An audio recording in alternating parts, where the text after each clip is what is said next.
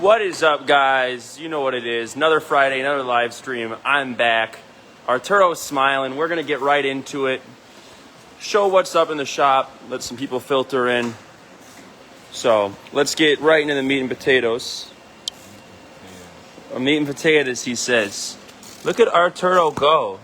Hitting my phone with his wrench. This man is a master. So, what are you doing here? What's going on? Doing some drop-in rods and pistons. Okay. On the 6.4. A 6.4. Looks like, what is it, Ross Pistons, Manly Rods? Yes, sir. Look at you go, brother. So, this thing's, this is in a boosted car, right? They were stock motor before. Now they are, now they're boosted. So, they're going to have a lot more fun, a lot safer, and make a lot more power. So, can't get too upset there. So I'll let Arturo keep doing what he's doing. I just wanted to kind of drop in, you know. All right, let's see what else we got. Drop in just like those rods and pistons, yo. See what I'm doing? Look how shiny these are. He's having fun. He's having fun. You can't do that on a Subaru. Parts finally showing back up for the Jeep. The Jeep that I have, let me turn this light on. Whoop. Money. Yeah, parts finally showed up, cam bearings, all that stuff. So it's in the reassembly process. So blower has to go back on. I just put the heads on, torqued them spec. New lifters, push rods. New push rods, rocker arm assembly, all that fun stuff's back on. New alternator. The old clutched pulley womp OEM one just gave up the ghost. 10 years, so many odd miles. So that's where she is. Let's go bother Dan and Ao. Put the camera right in their face and see what they're doing. What are you doing, Dan? Putting LV's bumper back on. Putting Al's truck back together, baby. Look at this thing. So, gutted blower, if you didn't know. Gutted blower. Cameraman's cool. Cameraman is very cool. Cameraman is glad to be back. Cameraman is glad to be back. Not a lot of Dodges over there. Not a lot of Chargers. So, no turbo Trackhawks. So, gutted blower, 2 Bevo, vented race cans, IC chiller, all the good stuff, all the bits you want. So, this truck's so much fun. So, Dan's doing his business, cleaning her up. What up, Chris? After his visit to Detroit. Yeah, I went to Detroit, y'all. It's, I don't know. It's a place. So, this car came to us for our State 170 Flex Fuel. It is pretty much a level 2. We didn't build it, but it's pretty much a level 2. So I just drained the ethanol out of her and pumped in some 93. This is what it made on E. 889, 775, smooth. So, very fun setup. We just got to run that 93 in her, let Jeremy work his magic. Right after the vlog, we'll probably be doing that. So we should have a video or so on this shortly. Video, Facebook post, whatever the office guys feel. That ain't me no more. So Dan was also working on this earlier. Where'd you leave off on this one, Dan? IGLA. Can't show that. Not going to show that. I can show everything else has been going on with it. I believe you need a fuel system on this sucker, right? Yep. So, brand new Ford Innovations L4 return style fuel system. Braided hose. All of it run by hand, baby. This is not pre-made line. This is us doing it. This is Dan, the man, making it happen. So, this thing is going to be really fun. Fuel system, 15-inch conversion, IGLA, a few other things are getting done. Here's that 15-inch conversion. There's a nice little AAD drag pack, but Whipple Helium turbos or Pro Charger for Forge 392 turbos. Turbo the world, yo. So, still in the process, cleaning up the wiring a bit, but in the beginning phases of it being mounted. So, let's see what else. All right, let's see. The Jeep, the wondrous Jeep, the WK1. I'm sure you guys are tired of seeing it, but I'm not. I love it. What I also love is looking up and seeing a big turbo. What? No way. Look at that. I love turbos. This car, Jeep, is sick. And it is getting closer and closer and closer. Look at that, dude. That thing is gnarly. Big old intercooler. Oh man, don't even put the headlight back in. Don't even bother. Just run it like this. This is so sick. Golly. Jealous. I've always wanted a WK1. Buy them. Buy a WK1 now. As you can still get parts. The parts are drying up. The clean WK1s are becoming rarer and rarer. So if you want a WK1, buy it now. Buy it now. Call you back. Again, I won't. Someone else will. I'm sorry. I'm so used to saying I. I'm a tech now. I don't know how much I want to show, but Matt has been cooking with this wrap. Let me see. Do you have a deal with Helion, or do you do your own turbo setups? It's pretty much based on what you want. Most people will go with a Helion setup, but if you want something really custom, just contact us. Shoot a message on Facebook, email, whatever, and a member of our sales team will be in contact with you. Let me see. So, just real quick. Just don't want to show too much of it, but I want to show a little bit of it because it's really cool. And that's all you're going to see right now. Until it is done, I'm going to gatekeep it. I love gatekeeping. Yeah, I love gatekeeping.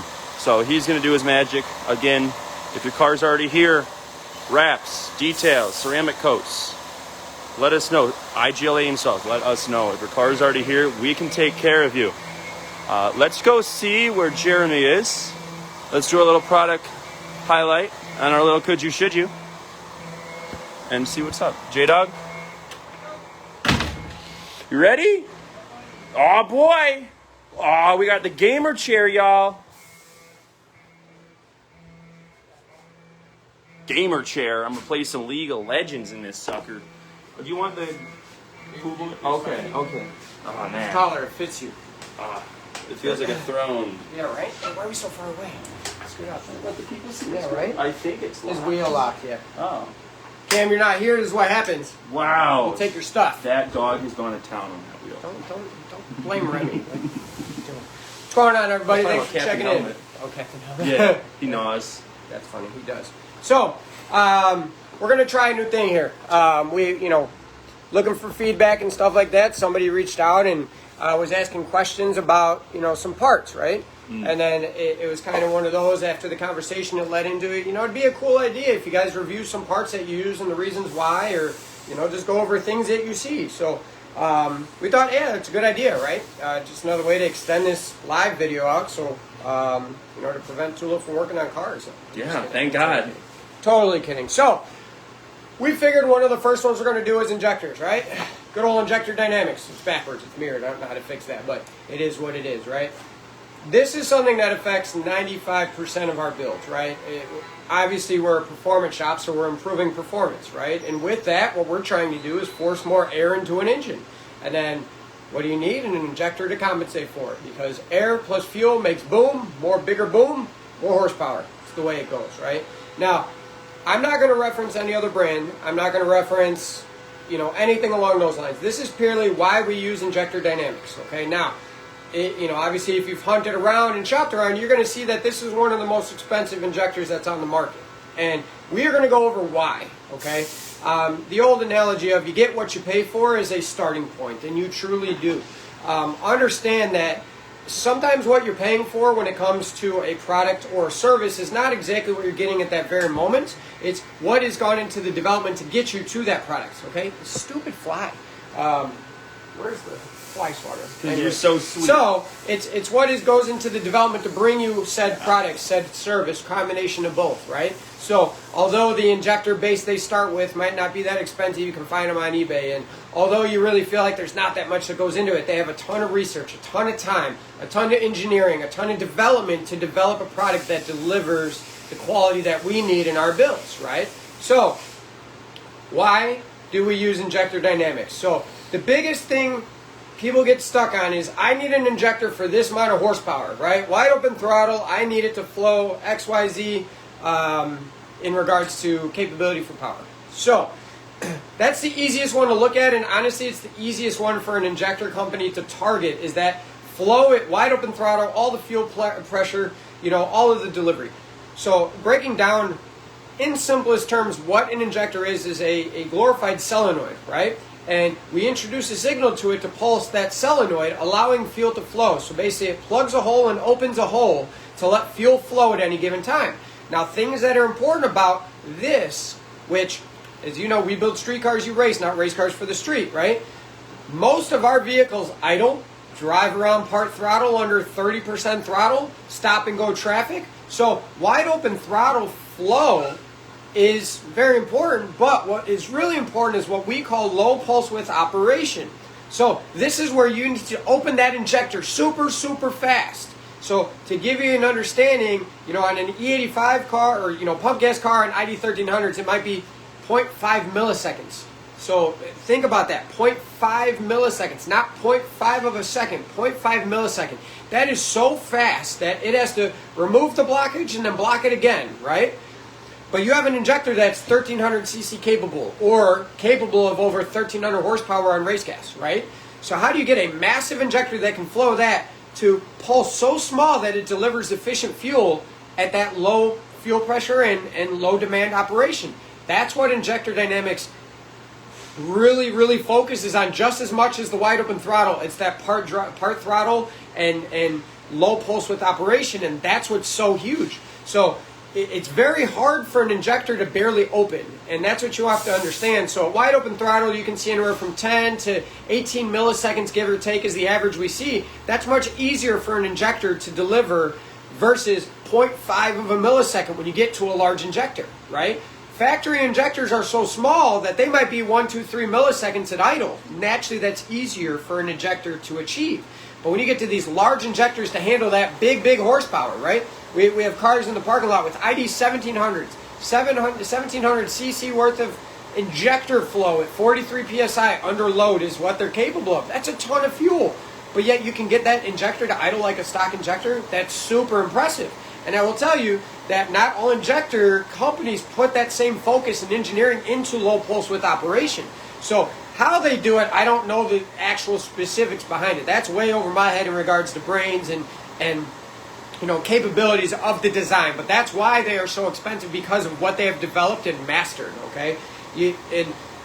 What you really need to understand is this 1700 cc injector with a 4% variance is a ton of fuel compared to a 300 cc injector, right? So that's something you need to understand. And I will tell you, with other brands of injectors at low pulse width operation, the struggles, right? Sometimes restarting when they're hot, a bank-to-bank fueling just by the fact of their low pulse width operation is not consistent. We have injector cleaners here that we throw injectors in all the time. I'll tell you, injector dynamics are pretty dead nuts even almost every time. Now, I know Jeff's in here. Jeff had ID 1700s that have been used for years, ton of E85, ton of abuse. We had one that basically failed on him. So that's one of those things where it does happen. But, stand-up guys, the service they provide is top-notch. We sent them in, they assessed it, and came up with a solution for us. So, that's really what it goes into. It's not just the wide-open throttle and the capability that it can handle the horsepower you want. It's also the quality of service and operation at all of given conditions, right? I know some of the cheapest injectors out there going race cars, and they work at wide open throttle, no problem, but that's the life of that injector, right? They don't care if it doesn't idle too well. They'll have it idle at 2,500 RPM and force that injector open pig rich. So for street car use, having that type of engineering and fundamental design behind the injector itself, it's leaps and bounds better. And I will be honest, I've had a ton of customers over the years where they had different off-name brand injectors, or bought one off a friend or something like that, where we had little issues that I'm very finicky when it comes to my data logs, right? I will tell these people when I see a bank-to-bank variance, or they have a weird idle issue or a surge, but I see the data behind it where it's fueling based, right? Simple injector swap with proper data, and all of a sudden that issue is gone, right? Can you band-aid a bad injector? Absolutely. I know there's tuners out there that will do that. There's ways around it, but it's not the right way. And that's the difference of doing it right versus just doing it right. So that's something to consider. I have seen better results. I have seen improvements by making switches to this, and I know there's customers out there watching, and some that will check in later, that they probably can leave a comment and state that they have seen the difference firsthand by switching to a super high quality injector. So do it right the first time. There is a reason they are more expensive, and there is a reason it's in all of our personal vehicles. It's in every build that we do, that we spec. There are reasons behind it, but everybody, Injector Dynamics, they have some new products coming out in the next few weeks, so keep an eye out for that. We're excited for it too. But this is our go-to injector for all our builds. All of our packages have this included in it, and these are the reasons why. So that is it. Injector Dynamics, thank you for what you do. And then if you guys have any questions, I saw one come through. We'll go ahead and answer those now and throw them into the could you, should you. So Injector Dynamics. Speaking of Injector Dynamic ID 1050s, which is what he was holding, can you put them into a Hellcat on a stock motor in prep for the future without tuning? Or no. Do you need to do tune with an injector change? So you need to change. Anytime you change the injector, you need a tune. And this is the reason why. Now you have O2s in place, right? You have all of your sensors, your IATs, your map sensors, all of that, right? So naturally the O2s are going to help you correct, okay? So after a few minutes, those O2 sensors are going to kick in, and then they're going to get those fuel trims in line, right? With a massive correction, mind you, but they're going to be there.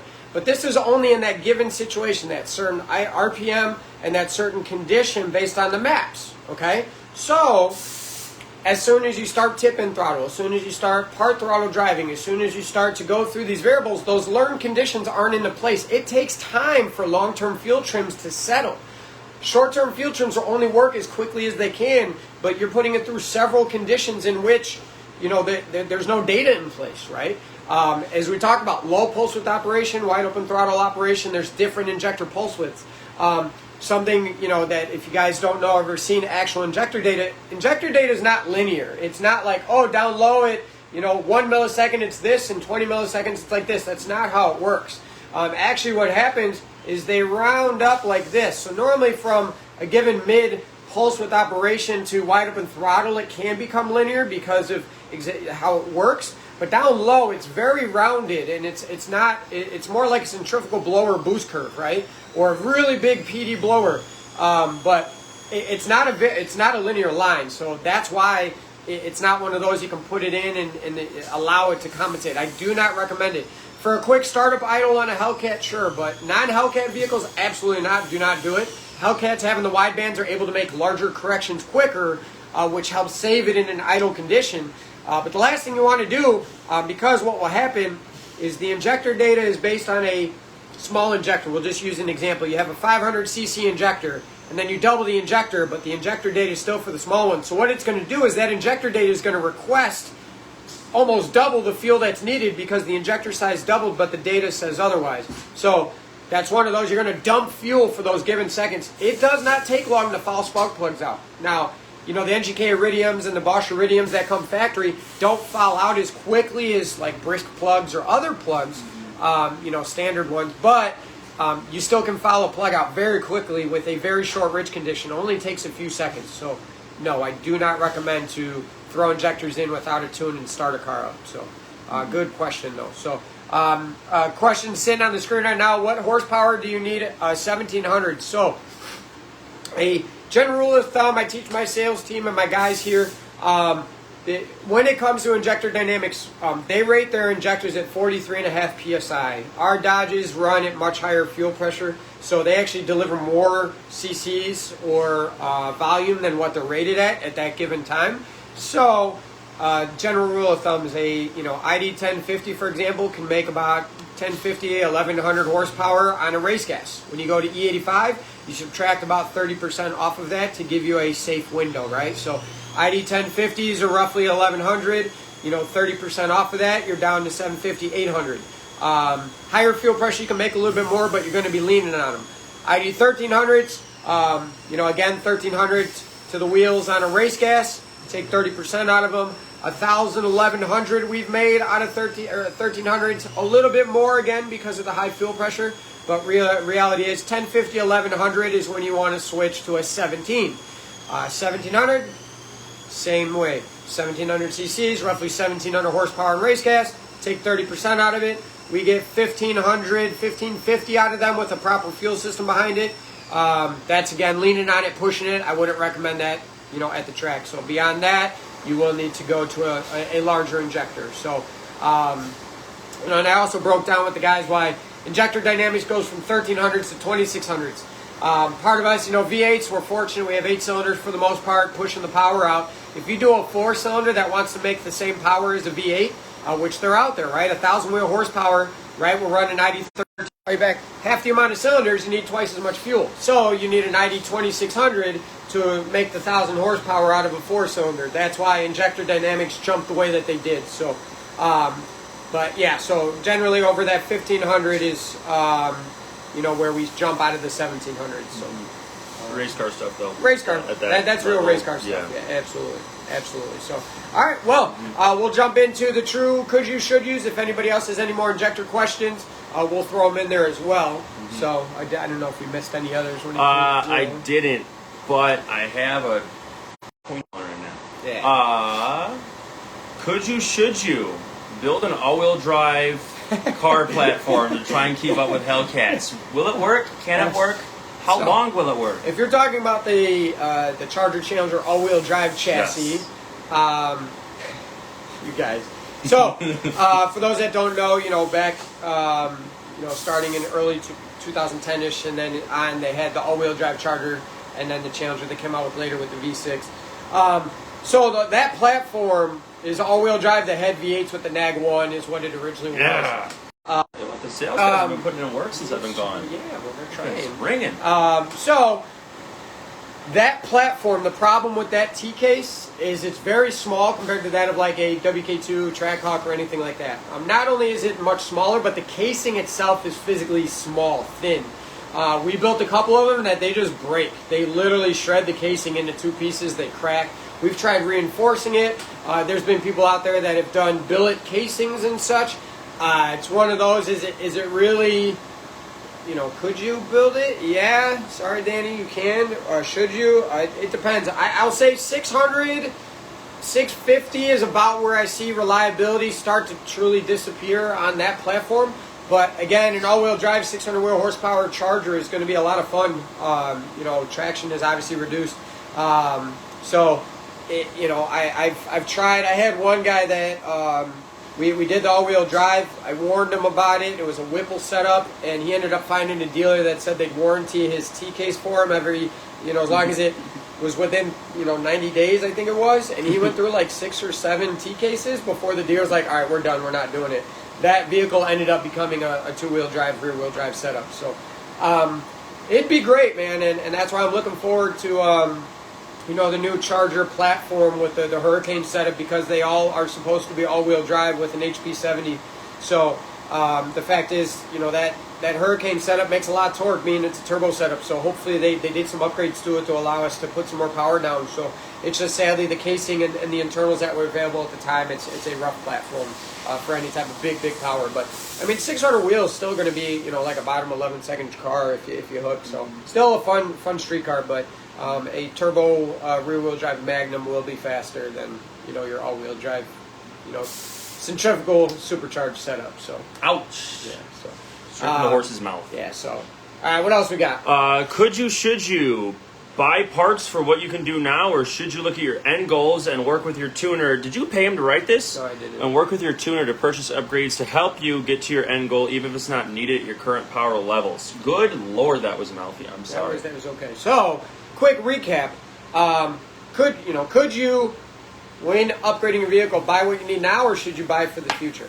So I don't know if that's a could you, should you, but my answer to that, the way we strategize when it comes to builds, is we always try to look at the very, very long term, and then kind of work our way backwards. I don't like to see people spend money twice. I have customers that do it regardless, even after the conversation. Injectors, real common. Injectors, it's I'm also, never gonna run E. I bought long tube headers because I'm blown, and then I'm going to go supercharged or turbo. You know what I mean? So it's one of those where ideally, yes, you should work long term and work backwards. I know a question from when we posted, is it possible to get too large of an injector? The answer is yes. And again, kind of diving into that low pulse width operation. Joe, you want to say hi? Not really. Okay. Oh, I was Just careful. Nope. He's live. working hard over there. I want to live. So again, coming down to the low pulse width operation and things like that. So obviously, no matter how much horsepower you make at wide open throttle, at that low pulse width operation, you're not consuming a ton, right? So by design, the way these injectors are, and like I said, at the higher injector pulse width, it becomes a linear curve. Jeff says he misses you. He's lying. He's lying. But something to consider is we can tune these massively large injectors, IDs in here, for low pulse operation for driving around, where we start to kind of see the issue on a oversized injector for the current power goal is the wide open throttle, because the pulse width isn't needed. For example, if I have a pump gas car that makes 500 wheel horsepower NA, and then we run an ID 2600 because the long-term goal is under 2,000 horsepower, right? Driving around part throttle, it's going to be fine, but when we go wide open throttle, because of really how small the injector is going to open, it's going to be real touchy and difficult to achieve that given AFR easily or consistently. So that's why you want to spec the injector for around the horsepower work you're doing. Very similar to that of, like we say, with supercharge applications or turbo applications. You want the smallest unit that will achieve the horsepower goal you're trying to achieve. Now, you want to spec it a little bit larger, just a little bit, right? So if your goal is 1,000 horsepower, get a 1,100 horsepower blower or turbo setup, or vice versa. Because you want to have room to grow for weather conditions, or if you want to turn it up, a scramble switch, or whatever the case may be. It's very similar to that of injectors, is you want to spec them to the horsepower you have and a little bit above to allow for that, because it will give you the most efficient burn. Injectors flourish at a large pulse width with good pressure behind it. That's when the spray pattern is optimized. They have an efficiency range where that pattern is visible. You can see the difference. So maybe next week what we'll do is we'll get our injector cleaner and we'll do different pulse widths with different pressures. Yeah. So you can see what happens to the pattern. Ideally, you want a very fine mist that's equally distributed, and that will happen at a higher pulse width. A low pulse width operation. So that's something you want to consider when it comes to it. So you can oversize them a little bit, driving around will be fine because that's how they're designed. The issue then with too large of an injector becomes at that wide open throttle point. So sadly, in some circumstances, if your horsepower goals are leaps and bounds and jumps greatly, you might have to purchase injectors twice. But, at a grand scheme, if that's the only one you have to purchase multiple times, it's not the end of the world, okay? Mm-hmm. So, but good question there. All right, so I got, is methanol injection a good or bad idea for a simple bolt-on vehicle to aid with knock retard? And also, is there a place to download the PID list or file you prefer for data logging with a wideband? We'll do that in a two-part question. So the first part question, methanol injection, so also known as water meth injection is normally what it's referred to as. It generally is extra beneficial on a boosted application where you have a lot of hot forced air into it, because it does help it evaporate quicker to suck the heat out. NA applications, it's a little more difficult because you're really going to be watering down that fuel system, and then you're going to have to compensate the fuel a little bit differently. So we do use it for cooling. I'm a fan of that, but in regards to relying on it for knock, the problem you run into is if you put a tune in it and utilize that octane to reduce the knock, I get it, there's knock sensors in place, but what people need to understand is one episode of knock is all it takes to shoot a rod out the side. It doesn't need multiple, because normally in the life there are multiple episodes that happen over time. So if you have that meth in there, you're relying on that octane to be there, and then the water meth injection fails, in an NA application, you're going to have two things. One, it's going to lean out because you're relying on that to be there for your fueling. Two, you lose the octane. So it's two conditions that both kind of lead right into detonation. So it's a disaster, right? Boosted applications, like if you're talking about bolt-on Hellcat or something, it's not a bad thing, because essentially what you're going to do is you're not going to tune for it, but you add it as an after effect and gain the benefits there. So if you're a pump gas setup and you're seeing detonation, you leave the tune safe, conservative, so that way if the meth fails and you lose the octane and you lose the fueling, obviously on a Hellcat with widebands and stuff, it'll make a quick correction, but you're not going to have extra timing into it and lean on that to be there. It's just kind of a benefit. So yeah, that's a good question. So I got one. I'll jump into the second one. The PIDs, I emailed them out to make sure it's the right one. All of my channels for non-Hellcat vehicles have the wideband built into it for the one we send. So you're more than welcome to email me, jeremy@sateratuning.com, and I can send you the one that has it built into it already. If the wideband doesn't work, if you have our AEMX that plugs in the OBD2 port, it means it's not wired correctly, or the OBD2 port is malfunctioning. So, but yeah, so good one there. One that I had, it was a question that somebody made on a post from the week. We're going to talk about boost control for turbo setups. I've been talking to a lot of people. I'm really excited to see more and more people kind of make the transition over, especially in the Hemi community. They're kind of behind on it, so it's nice to see. But the big question, the big challenge is boost control, okay? And how complex is it? How hard is it? How difficult? Is it rocket science, okay? The answer to it is no, it's not difficult, it just takes time. And I do use this analogy a lot. It's like riding a bike, right? First time you get on a bike with training wheels, it's weird, you take them off, you fall over, but as soon as you get it, you could go 10 years without riding a bike, and you pick it up and you get right back on it. So there's multiple ways to do it, using basically wastegate, just boost pressure, using double wastegate or double solenoided boost pressure, where you introduce pressure on the top and or bottom of the wastegate to control boost, and then CO2 boost control. So and essentially what that is CO2 is beneficial because you can have a super light spring in it, but you use the CO2 to pump on top of the wastegate to force it shut to your desired boost level, in which it pulses, then allowing the wastegate to regulate the boost there. So the most difficult thing about turbo setups is spool, aka turbo lag, or when the boost hits. Okay, so as people say, boost loading, right? So as you guys, if you followed with my shop card, I went out to prove that you don't need super complex boost controller settings or setups or anything and still be able to make a turbo car go fast, right? The objective with that car was to run 850s in the quarter, 550s in the eighth, and hit 160 miles an hour. We hit all three on the same pass. And the thing about that setup being it was turbo boost introduced, and the way it worked on the drivetrain and everything is, the way we had it set up is that car could do it prep, no prepped, and everything. Once we got it dialed in, it was repeatable. It did take some time, right? I did it with the knee boost 2 boost controller that just had boost reference to the top and bottom of the wastegate. So that being said, my wastegate spring pressure was set at about 13 psi. So it's kind of high, right? In an emergency situation, the lowest boost level I could go to was around 12, 13 psi. That's where the CO2 system comes into play, is that safety piece of if you have an overboost situation or anything like that, you can drop your boost. Now, what I set up with my eBoost 2 boost controller was a timed ramp in for boost delivery, meaning I increased my boost over time in 3 stages. What that allowed me to do was leave off of my 2-step. I left it 6 pounds of boost and it jumped the wastegate for 1.5 seconds. So what that means is over 1.5 seconds, once I hit my switch, it would take that much time to go from 6 to 12 psi. And then from that point forward, I had another 1.5 seconds to where I went to 21 psi. Meaning, the way it worked is I launched it 6 pounds of boost. It gradually over 1.5 seconds ramped to 12 psi, and then from that point, it gradually ramped up to 21 psi over another 1.5 seconds. So it took me a total of 3 seconds on the launch, or from the hit, to hit full boost at 21 psi. So what's nice about it is boost delivery was very gradual, and allowed me to dead hook. The best 60 foot I had was a 128, but I average about 132, I'd say, is where it was with that setup, so 132, 134.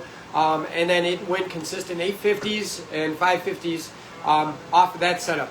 I had it off a toggle switch, so basically when I released my brake pedal, I hit the toggle switch at the same time and it activated the time ramping, because the e-boost controller requires a trigger to start your ramping, where the boost leash can do it off of boost pressure. So that's one of the benefits of the boost leash over the e-boost, is you don't need a trigger other than the actual boost pressure to start it. Meaning on that one I would be able to have it ramp into the boost the same way, but what it would be is I would have it start at 8 pounds of boost and would start the ramping. Okay. Yeah, fast guys into all the boost by 100 feet. Absolutely, it depends on the setup. Mine was a full streetcar, stock suspension on the AAD drag pack, stock springs, stock shocks, 4,700 pounds race weight before I sat in it. Heated and cooled seats. Heated cooled seats. So nice. I did my 850s with my cooled seat on. I probably shouldn't have done that looking back now.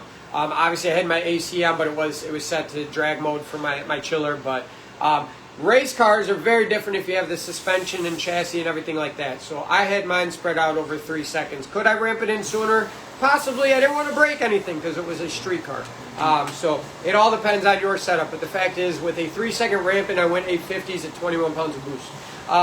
And you know, it also depends on your setup, right? If you have a turbo size, what you can build boost on the line. If you have a turbo 400 with a trans brake, I mean, there's so many variables that go into how. Mine was off a HP 90 simple 2-step at 2,800 RPM, and then my e-boost 2-boost controller. I went out to prove you don't need a standalone, you don't need a trans brake, you don't need a complex CO2 setup. Is it easier? Absolutely. Could you? Yes. Should you? That's up to you depending on what you're using the car for. I've been having some discussion with the guys taking more of a track approach, and I'm even telling them, as much as I love the e-boost too, junk it and get a boost lease with CO2. It will pay off in the long term. So it all is based on application. So it is not rocket science. It's having people in your corner that understand how, whys, and just how to get it where you need it to go, right? I have a lot of guys that I'm assisting with on it right now, full street cars that they just want a little bit more at the track. So we adjusted turbo setups, tuning setups, and so on and so forth.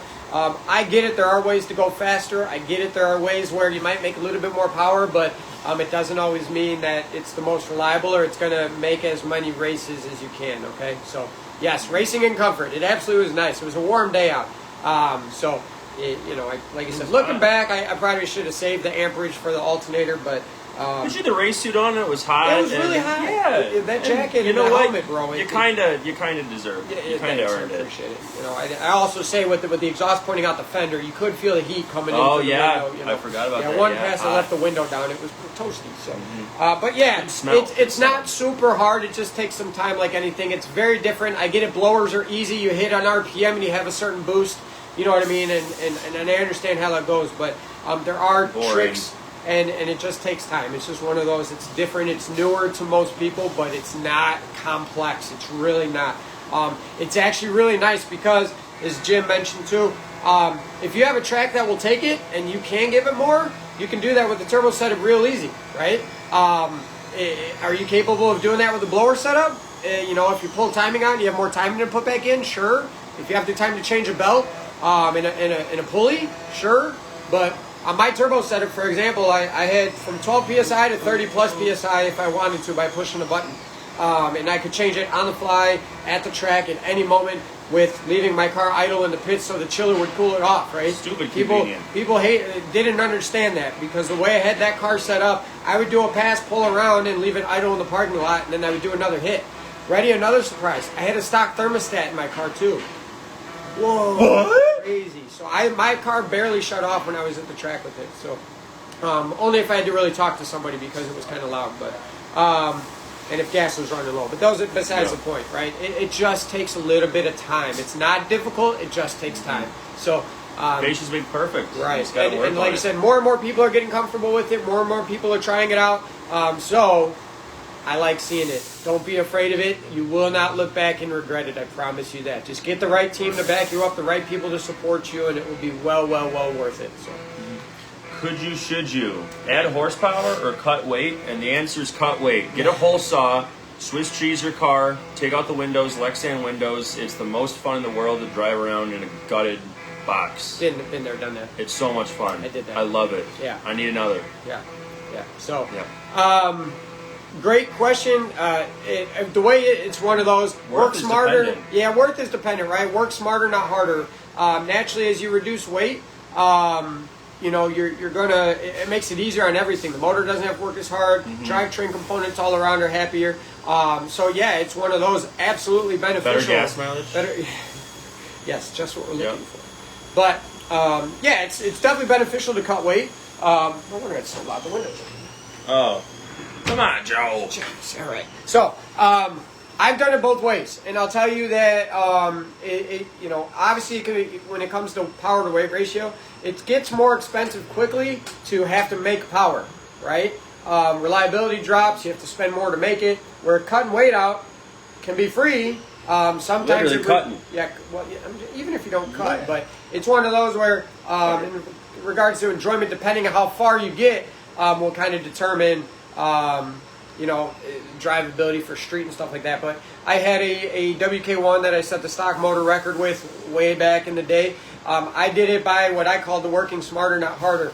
It was a basic 82 mil turbo setup with a built trans on corn, and I gutted the hell out of that thing. I mean, I had the Lexan windows, I gutted doors, the trunk was gutted, you know, and I was probably, I think we weighted, it was just under 600 pounds is what I took out of that truck. You know, so I didn't have to make stupid, crazy power to go as fast as guys that, you know, were full weight. So you can brag about it all you want. At the end of the day, you know, it just took about an hour to put it back to what it was. So I bought a second set of doors, had them painted, put some Lexan in it. So if I needed to aid with it, it was cool. If not, I just, you know, put the regular stuff back on. So that's up to you. It's not really like our cars have, you know, too little weight to be lost. Yeah, my Charger, for example, I took back seats out of it. You know, and the trunk panel thing. But that was a street car. You don't want to go too crazy. Exactly. That's what I'm saying. It had all the windows in it. It had, you know, motors, speakers, everything like that. It had floor mats in it. I did forget to take those out. We did. Probably would have got me lost 100th right there. Probably would have got my 840, but you know what I mean. Yeah. That's fine. That's fine. So yeah, that's up to you. Personal preference, right? Obviously, a gutted car is not as enjoyable, but it will go faster, very easy. So depends on the person. Depends on the person. Some people like it. And the goal. So. Yep. Exhaust question. Turn downs after X-pipe or rear exit? Whatever you do, make sure you don't blow right on your rear tires. And and blow a motor in my red eye. Yep. So the difference there is weight savings, right? Turn downs at the, you know, after the X-pipe or even before the X-pipe, it's a weight savings thing. Obviously, it's gonna be louder. Power wise, you know, it depends on the setup. NA, very minuscule. Turbo, much better. Same thing, blower. Obviously, the least amount of resistance after the blower, the better it is. So it can be a compounding effect on a boosted application, even nitrous too. So, you know, shorter pipe for exit, easier it is on the motor, drivetrain, everything like that. You know, it will be louder naturally. Rear exit, some classes require you, for the race car guys, to have a rear exit. Obviously, if you have a turn down under the car, it's going to be loud inside the car. A little vibrations. Vibrations, you can't talk. Yeah. Been there, done that. Proper rear exit helps with stuff like that too. So, is a fender exit street legal? Check with your local police department. Yes. We don't know. Yes. The answer, I know, like in Illinois, it's not legal. Yeah. I do know that for a fact. Technically, if you actually read, like, you want to get technical on the government stuff, you can't legally modify an exhaust in any way, shape, or form. So it just depends really on the state and stuff like that. So obviously a fender exit is not going to be a legal exhaust per se. So, but yeah, so those are the benefits. Weight reduction, more efficient for most setups. Downsides, gonna be loud. Yep. So, what else?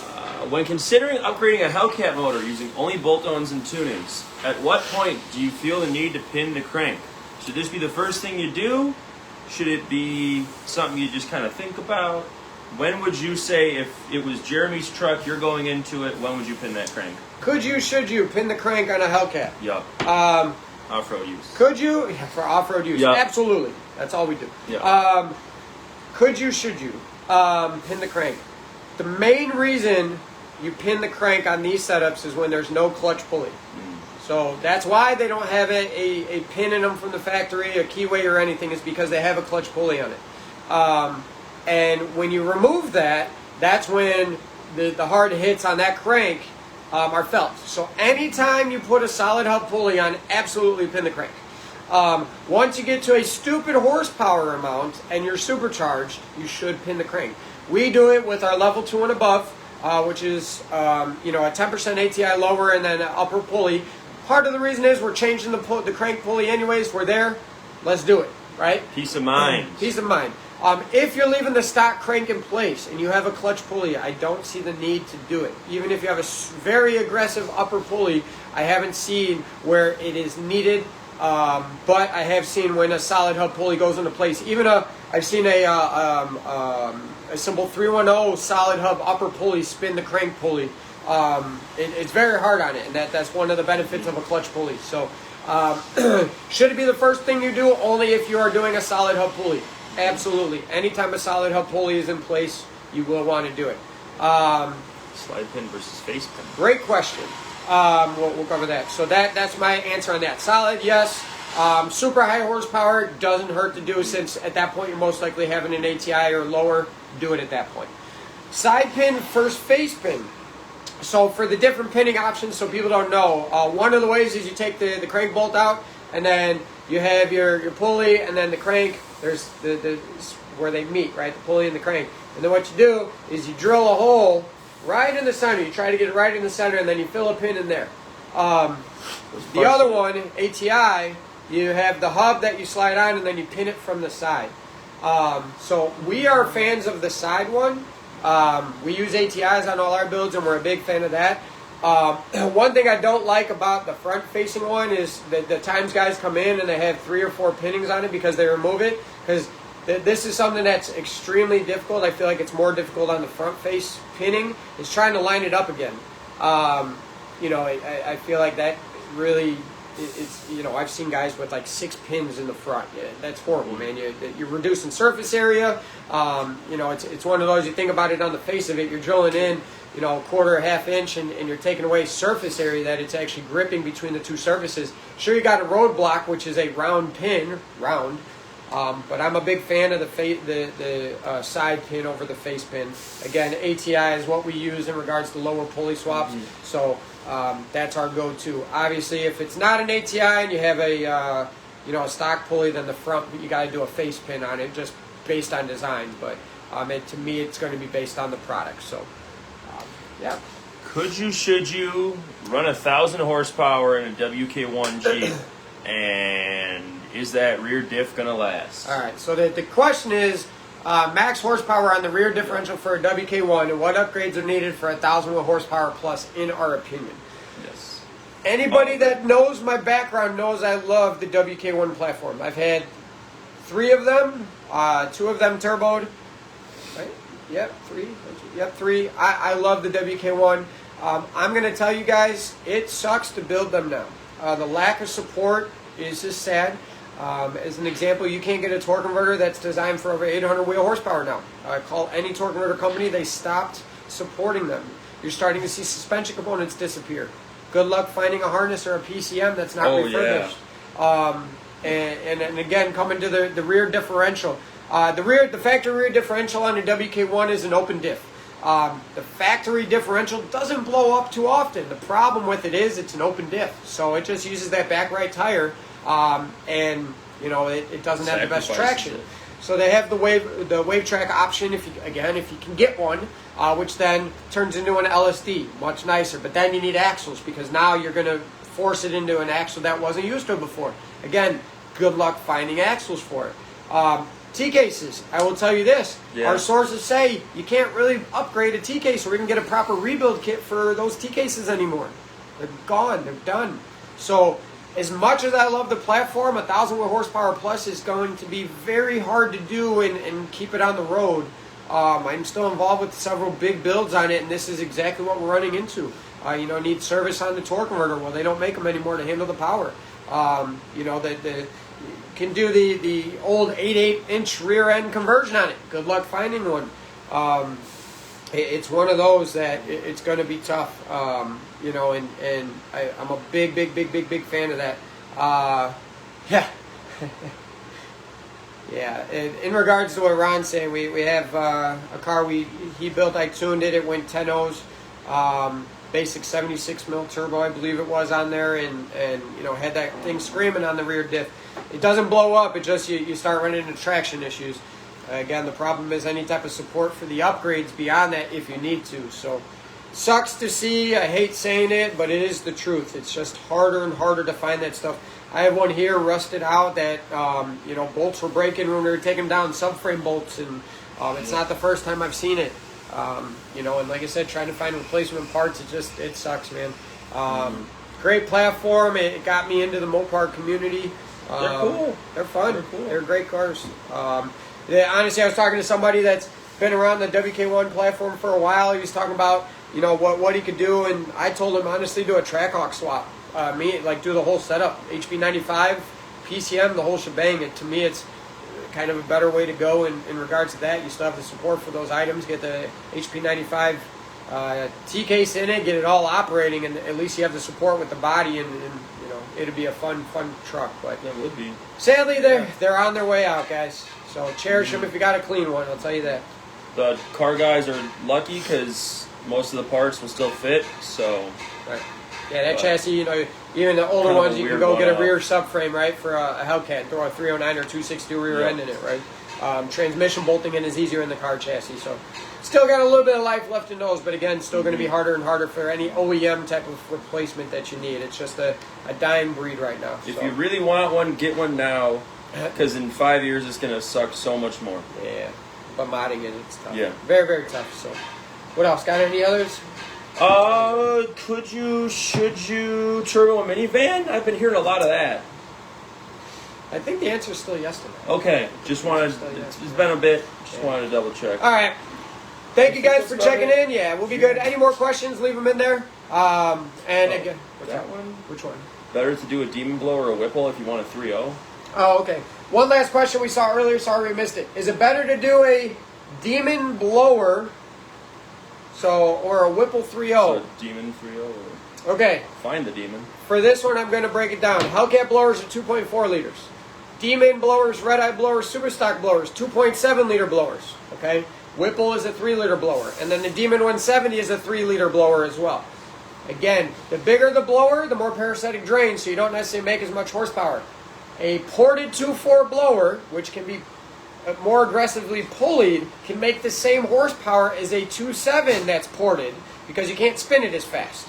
Okay? So you can make 1,000 to 1,050 out of a 2.4 and a 2.7 in regards to maintaining the same reliability because the 2.4 being smaller has less parasitic drain and it can utilize more RPM. This kind of goes to the same thing if you do a Demon 170 blower, which is a 3 liter blower. You don't want, you know, they haven't really been pushed or anything like that, but you think about it this way, stock Demons make 21, 22 PSI, Demon 170s, and they make about 930 to the wheels in stock form. So a ported 2.4 can make over 1,000. So you port them and so on and so forth, sure, but you're not going to be able to spin them as fast or pulley them as aggressively. So again, it's not going to make it that much more. The Whipples, you know, the reality on those, 1,100 wheel, sure, you can push them to 1,150. The ported ones, which sacrifice some reliability, maybe 1,200. But again, is it going to last? So I'm a fan of the ported 2.4 blower. As I tell people, a ported 2.4 will make more horsepower than a stock motor can handle. So unless you go to a stroker, big cube, or anything like that, I really don't see the need to go to a bigger blower in that given situation. Utilize what's there. I know what vehicle you have you're trying to modify. Port that 2.4 blower and don't look back. Turbo. Turbo, I tried the turbos. Oh. But if you're sticking with the blower, yeah. We tried the turbos, trust me. So, that being said, stick with that 2.4, port it, get a proper pulley setup on it, and send it.